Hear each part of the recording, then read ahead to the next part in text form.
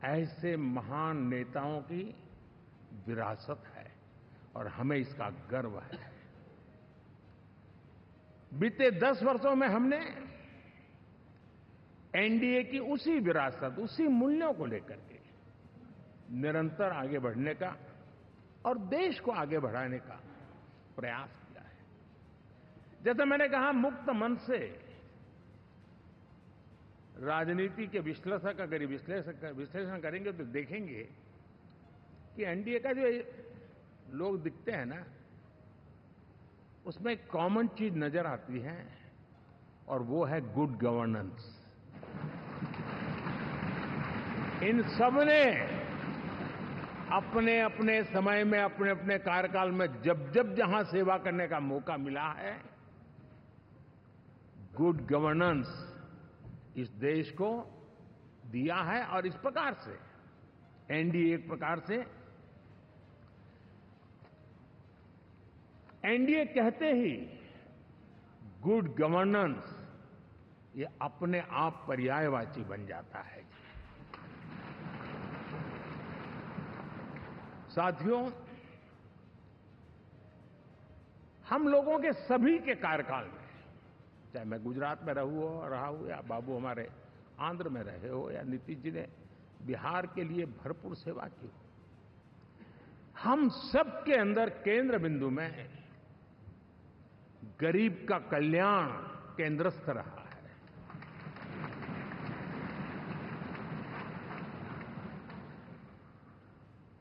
और देश ने एनडीए के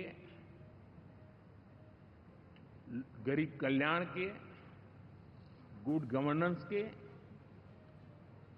10 साल को देखा है। इतना नहीं, मैं कह सकता हूं देश ने इसे जिया है।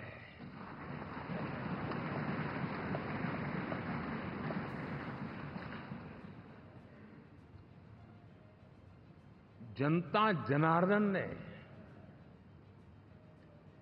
सरकार क्या होती है, सरकार क्यों होती है, सरकार किसके लिए होती है, सरकार कैसे काम करती है, इसको पहली बार अनुभव किया है।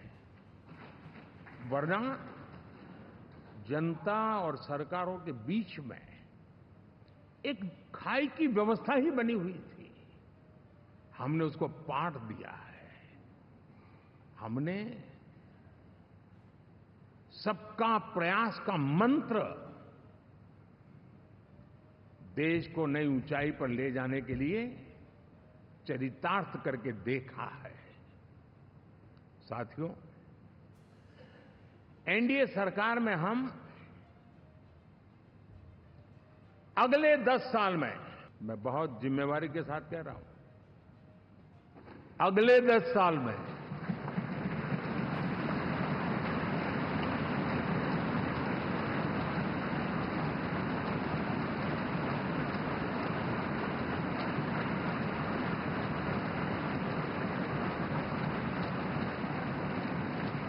गुड गवर्नेंस, विकास, नागरिकों के जीवन में क्वालिटी ऑफ लाइफ, और मेरा व्यक्तिगत रूप से एक बहुत बड़ा ड्रीम है, मैं लोकतंत्र की समृद्धि को जब सोचता हूं तो मैं चाहता हूं कि सामान्य मानवीय के जीवन में से, और खास करके मध्यम वर्ग, उच्च मध्यम वर्ग, उनके जीवन में से सरकार की दखल जितनी कम हो, उतनी लोकतंत्र की मजबूती है।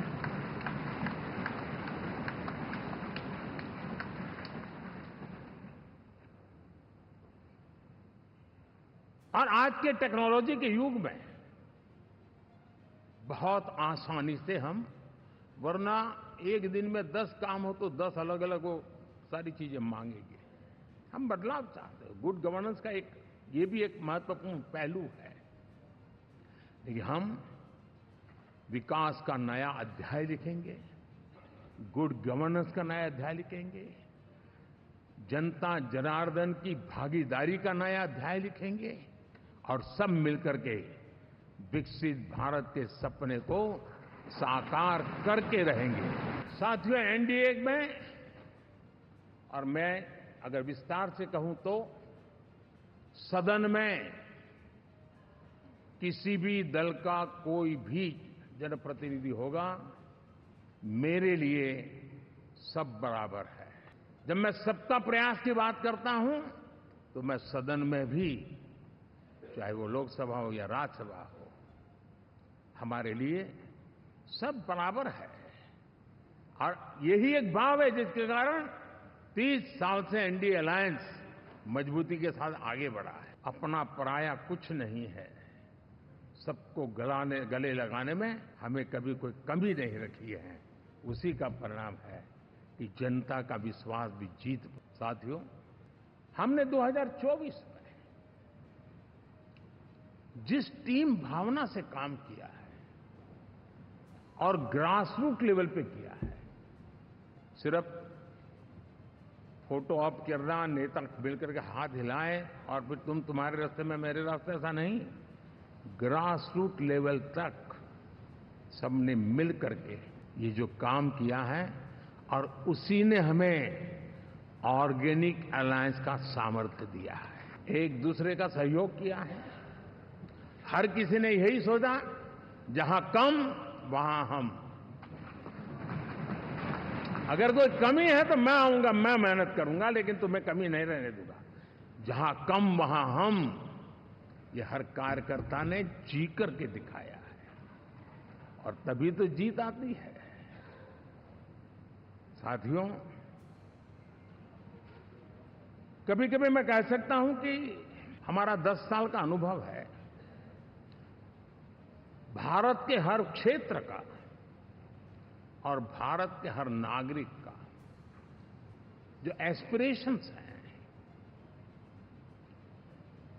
रीजनल एस्पिरेशंस हैं, वे और नेशनल एस्पिरेशंस, इसका एक अटूट नाता होना चाहिए। इसके बीच में हवा तक गुजर न सके, इतना जुड़ाव होना चाहिए, तब देश आगे बढ़ता है।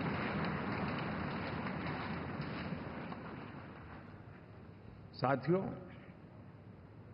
इस चुनाव में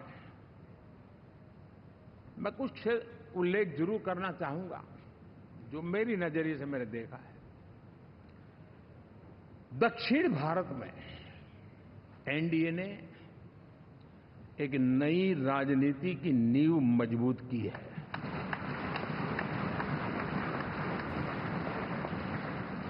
अब देखिए, कर्नाटक एंड तेलंगाना, अभी अभी तो इनकी सरकारें बनी थी,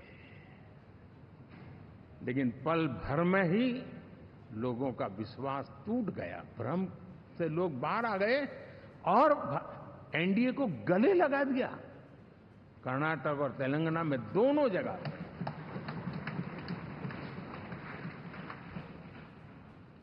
साथियों, तमिलनाडु, मैं तमिलनाडु की टीम को भी बधाई देना चाहूंगा। और वहां हमारा एनडीए समूह बहुत बड़ा भी है और कईयों को पता था कि हम एक साथ एक सीट नहीं लड़ा पाएंगे, लेकिन इस लड़ाई में हम साथ रहेंगे। और मैंने बहुत से एनडीए के साथी तमिलनाडु में ऐसे हैं कि जिनका कोई उम्मीदवार नहीं था, लेकिन इस झंडे को ऊंचा रखने के लिए वो जी जान से जुटे थे। और इसलिए आज तमिलनाडु में भले हम सीट नहीं जीत पाए, लेकिन जिस तेजी से एनडीए का वोट शेयर बढ़ा है, वो साफ साफ संदेश दे रहा है कल में क्या लिखा हुआ है।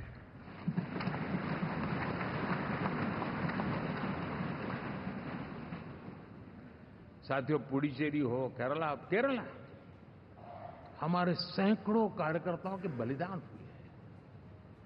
यूडीएफ हो या एलडीएफ हो, शायद हिंदुस्तान के राजनीतिक जीवन में इतना जुल्म एक विचारधारा को लेकर के जीने वाले लोगों पर हुआ होगा तो सिर्फ मैं कह सकता हूं केरल में हुआ है। जम्मू कश्मीर से भी ज्यादा हुआ है। उसके बावजूद भी सामने कहीं विजय नजर नहीं आता था। उन्होंने परिश्रम की पराकाष्ठा में कभी पीछे नहीं रहे, पीढ़ियां खपा दी। और आज पहली बार संसद में केरल से हमारा प्रतिनिधि बन के आया।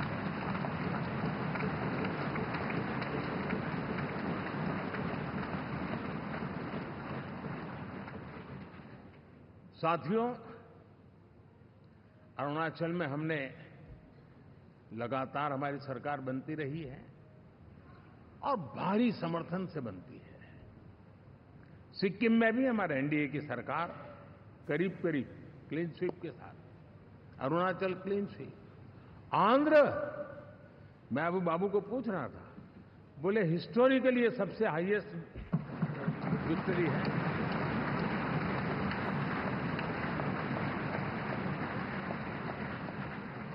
और ये जो यहां दिखता है ना पवन, ये पवन नहीं, ये आंधी है।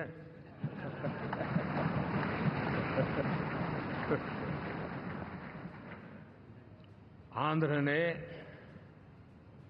इतना बड़ा हमारे प्रति जनमत दिया है। हिंदुस्तान के लिए एक सामान्य मानवी की विकास की जो जिजीविषा है, उसका प्रतिबिंब है। और महाप्रभु जगन्नाथ,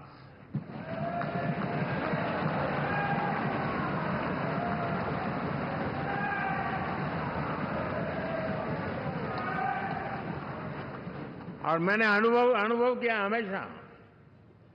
मैं हमेशा मानता हूं ईश्वर के अनेक रूप होते हैं, लेकिन जब मैं भगवान महाप्रभु जगन्नाथ जी को याद करता हूं तो मैं हमेशा मानता हूं ये गरीबों के देवता है।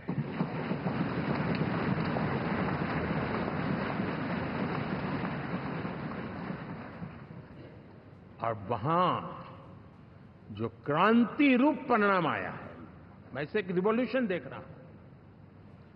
और मैं इसके साथ कह सकता हूं कि विकसित भारत का हमारा जो सपना है, आने वाले 25 वर्ष, पहले मैंने 10 साल कहा था, यहां मैं 25 साल कह रहा हूं,